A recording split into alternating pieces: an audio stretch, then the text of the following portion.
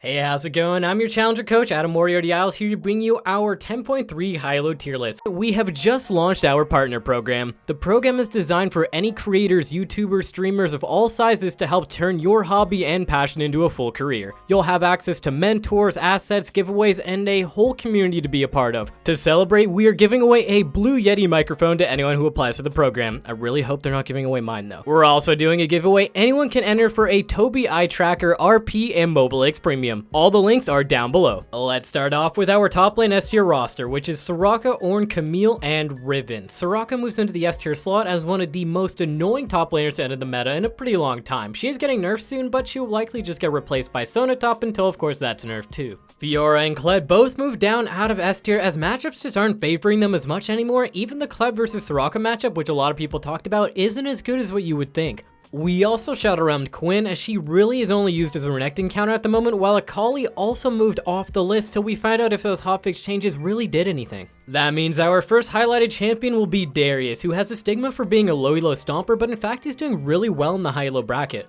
The reason for this is not only does he have some good matchups, but the game is very early game teamfight focus, especially around dragons. With so many melee champions being picked, he can easily stack his passive and then clean up a messy fight, further snowballing his lead. Another advantage that Darius has, and he's always had it, is his ability to 1v2 ganks, which is particularly useful to be able to do in Season 10 because junglers are just really far down in XP, making it even easier for a champion like Darius to impact the game by putting the enemy jungler even further behind than they already are. With many people complaining bruisers are weak at the moment, Darius stands out as someone still managing to do well as he spikes particularly hard on 2 and 3 items, which is perfect timing for the high-elo meta as the average game time is only 27 minutes. So if you do main bruisers, I would stick with Darius for climbing since he won't get banned unlike Set. Okay, listen up. I just finished telling people about one of the only bruisers still able to win games consistently, so here's a hard counter to him, and that's Ryze. With his phase rush setup, he simply is just incapable of dying to a champion like Darius. Even if he tries to ghost him and run him down in the streets like the EQ spammer that he is, he's just not gonna catch him. Not only that, but Ryze can just do that to most melee top laners, allowing him to freely scale while having wave priority, which is a really nice deal if you ask me. As some of you may know, I'm normally not an advocate of the champion known as Ryze, but because he's got a good matchup into Soraka top as he can match her scaling, I'll give him a pass for now. One of the most important things you'll need to remember when playing Ryze though is to not let the enemy stack a minion wave at around level 5, level 6, as you're just gonna get dove pretty much every single time in high-elo games, and you're probably not gonna survive. So if you wanna pick up Ryze, you're gonna need proper wave control, EQ control. And next up, another late game scaling monster who can still win lane. We got Gangplank. Gangplank is a champion who can look to match up into the enchanter tops in terms of scaling, but due to Grasp applying on his Q, he's still very capable of bullying melee champions. Seems like it might be some kind of trend in the top lane that the best champions happen to both scale well into the late game while still winning lane versus melee champions with ease. Wonder if that's gonna get addressed anytime soon. Anyway, they don't actually pay me to ask those kind of questions, only to give you the latest meta, and even in competitive play, GP is seeing very high priority in the draft. Why, you ask? Well, it's similar to why Soraka is there, where she can consistently do well in lane, scale, and then use her ulti to make sure the bot lane has the best chance of winning possible. So if you want a reliable champion that is good with almost any team comp, I would highly recommend you start practicing GP. Just do me a favor and everyone else, practice the barrel combos in a custom for like 30 minutes before going into ranked. No one, I repeat, no one wants to see a first time GP miss barrel combos. It's embarrassing for everyone. In the jungle, our S tier roster will be Trundle, Karthus, Elise, Rek'Sai, Shaco, Rengar, and Lee Singa. We moved up Trundle to S tier as he's been stomping since his buffs, but more importantly, he's just got so many good meta matchups, so until people stop picking a lot of tank supports, Ornn in general, or Olaf, he's pretty set to stay in S tier.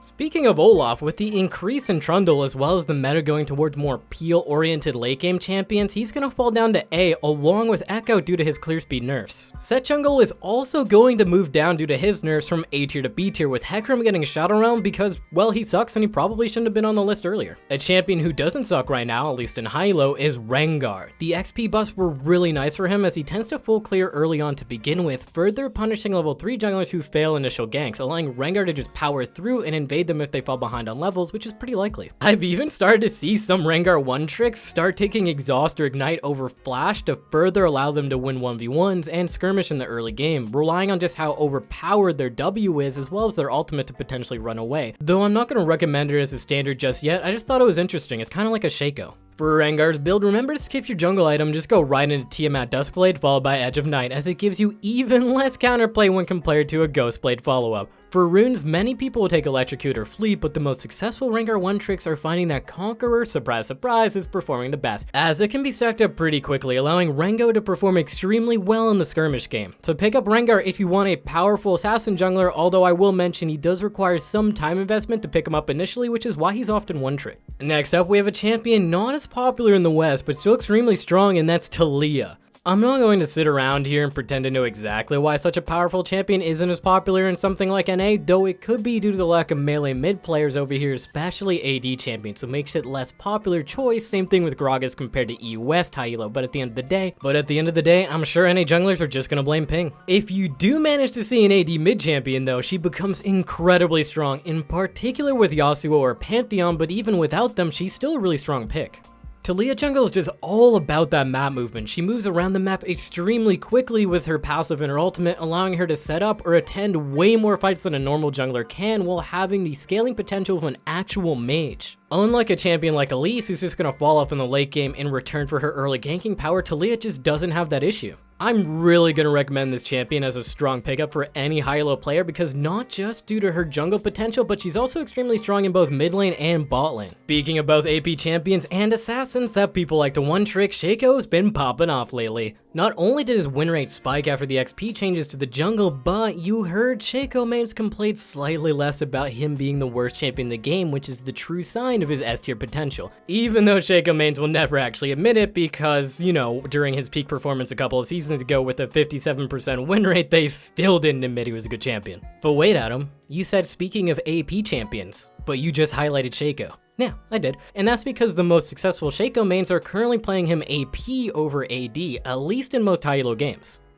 For the build, you're gonna go Blue Smite Runic Echoes into Hextech GLP into Zhonya's Hourglass along with the Liandry's Torment after. Combine that with Dark Harvest in your runes and he becomes both strong for early ganking while still retaining a mid-game spike to help him teamfight better. That means you're gonna want to pick up Shaco if... Actually, just scratch that. Let's just stick with Rengar and Taliyah. I don't want to see more Shaco.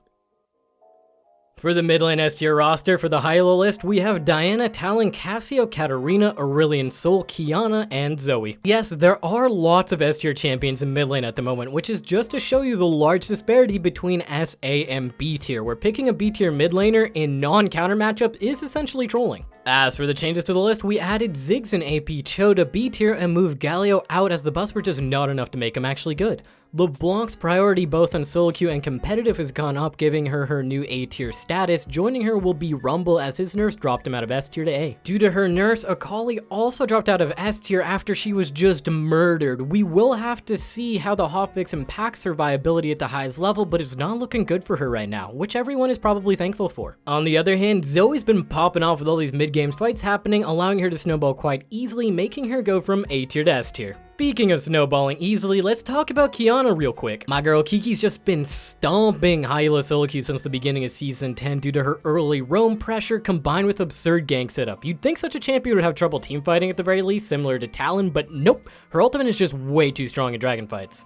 It's like, why can you miss it and then for some reason there's an aftershock and then you still get stunned? She might just be one of the most perfect picks you can main in solo queue, at least as a mid laner, and I was curious as to why Riot didn't decide to nerf her ability to mid lane but instead nerfed her ability to jungle, where she's probably more suited. Like, imagine how bad it feels as a mid laner to get one shot by a champion who commonly rushes mobility boots first item. Let's just think about that for a second. She is one rotationing people at 6 with mobility boots and one longsword. I'm not even sure Talon can do that, and you know there's something wrong when the champion with the highest level 2 first blood rate can't even pull that off. Until Kiana is nerfed, I don't feel like she will ever fall out of S tier, so definitely pick her up.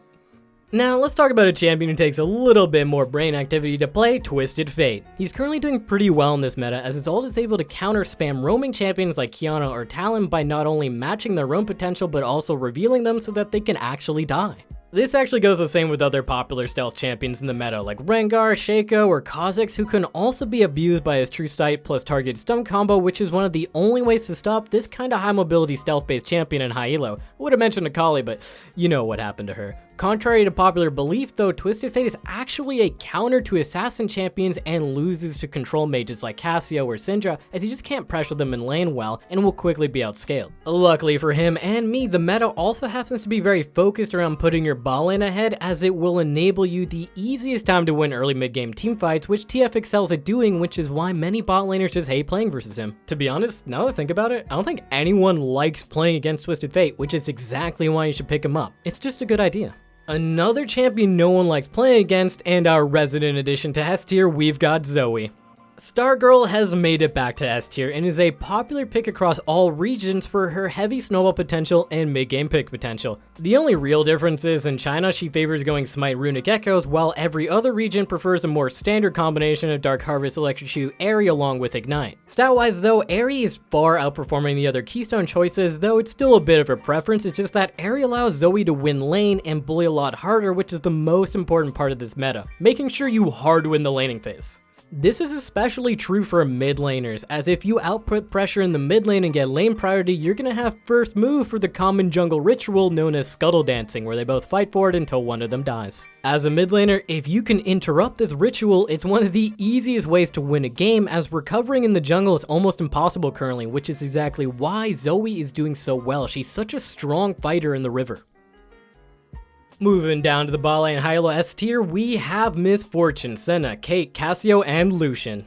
We don't actually have any changes to the list this time around outside of moving Syndra from B tier to A tier, as her pick rate in relevant regions, EU and Korea, is steadily increasing. One of the major advantages about this pick is that she's actually a solo laner.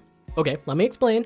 Since she's designed to be played by herself, her reliance on her support barely exists. She's able to last hit or trade without even needing her support to be present, which is a massive advantage. This means that if the support does anything, even on accident, the Syndra can easily follow up with her massive amount of burst for easy kill pressure combos, similar to how Taliyah bot works. But if the support does nothing, she will still be able to farm just fine and be stronger than a normal ADC on one item for early teamfights.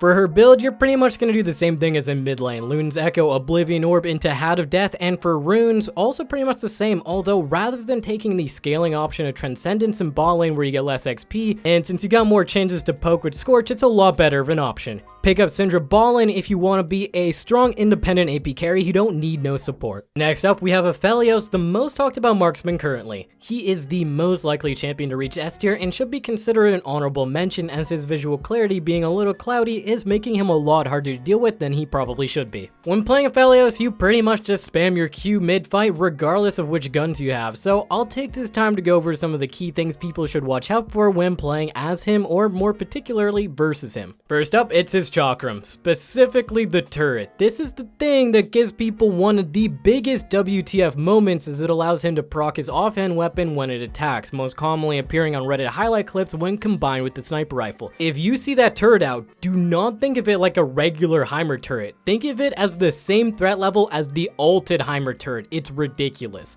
The second thing that's hard to keep track of that's gonna get you killed is his sniper rifle Q, which allows him to proc his offhand auto attack. Combine that with his ultimate, which is also gonna proc his offhand auto attack. It's this combination that's killing you from almost a full screen away. So yeah, pick him up if he's open.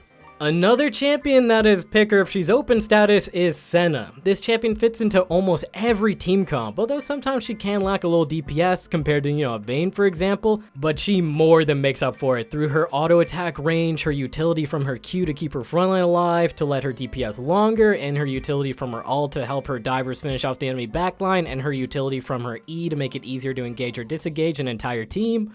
And her utility from her W, allowing her to stop multiple melee champions or health setup picks, or her utility from Glacial Augment auto attacks applying slows from super long range. Did I mention she's super OP because she has a lot of utility? The nerfs to her soul scaling on cannons didn't actually do that much, allowing her to still be a major late game threat. She's just one of those few champions who currently doesn't have a real power curve, as she's just strong in every single stage of the game while fitting into almost any type of team comp, even split push oriented ones that she's able to hold mid lane safely quickly while having a global ultimate to help in 1v1. She is by far my favorite ADC to see on my team currently, and I highly recommend you pick her up ASAP. She is just giving way too many tools to succeed with no major drawbacks. Personally, I'd want to see her have to hit a specific number of souls before she's super strong, kind of similar to how Kindred wants to hit 4 marks really quickly. But let me know in the comment section below how you would balance center Aphelios. And yes, removing Aphelios from the game is an acceptable answer.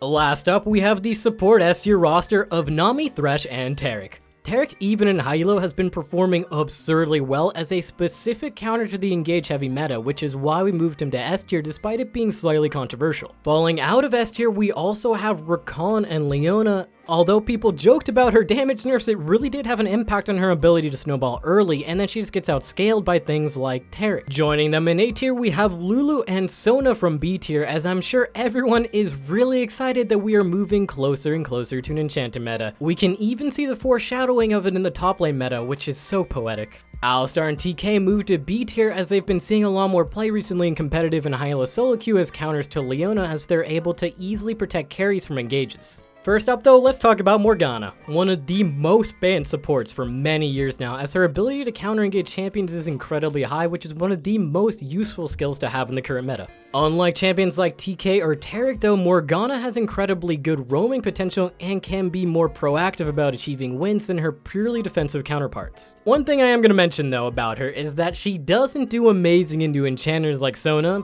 but since people are always so reluctant to pick them in High-ELO, it will be a while before Morgana's priority drops in this meta, but I thought I should hand out this warning anyways. For her build, lately many High-ELO Morgana players have been favoring going Zhonya's into the new Shurilias to help out with picks, followed by Redemption to make her more useful during the teamfight stage, and I'd recommend this style Morgana over the full AP one unless you're really fed, but even then. Make sure to pick her up as a nice, easy counter pick if she is somehow left unbanned. Next, let's talk with our hearts and go over why Braum is so popular in competitive play and High-ELO at the moment. Well, step number 1, he's got really good synergy with top tier ADCs as they can easily proc his passive. Looking at you, Lucian, Misfortune, Aphelios, or even Senna ain't too bad. Step number 2, similar to the other strong supports like Taric, his peeling ability versus engage is amazing, and he happens to counter Misfortune ult, so he gets some free wins off that matchup. Step 3, and this is not a joke, but his level 1 is so godly due to his passive that it alone can win you some games, which is a huge bonus.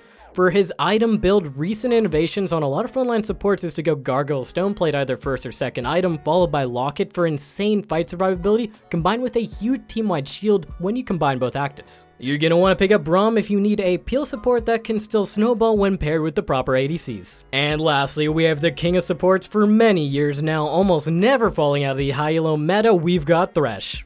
In solo queue right now, there's a lot of viable strats to win on support. You can hard engage and snowball with Leona Nautilus, which is slowly doing worse, but still. Then we've got the anti-engage champions like Braum, Morgana, who came into the meta to stop hard engage. Then we got enchanters, who just got buffed and who are easily able to outscale those passive laners like Braum, and can even pick up wins if they can survive versus the engaged champions. You can also pick some mage supports like Zyra to try and stomp lane and snowball, though not as common in High-ELO outside of her because the other mage supports like Brand just don't cut it and are pretty hard trolling. So all in all, there is a pretty interesting dynamic in support at the moment with multiple different ways to win in multiple different styles of champion. The thing about Thresh though, and why it's in this section, he can win by either getting picks and snowballing, peeling for his hyper carry, or win through the utility that his Lantern brings, which allows people to play way more aggro and forward than they normally could or even should.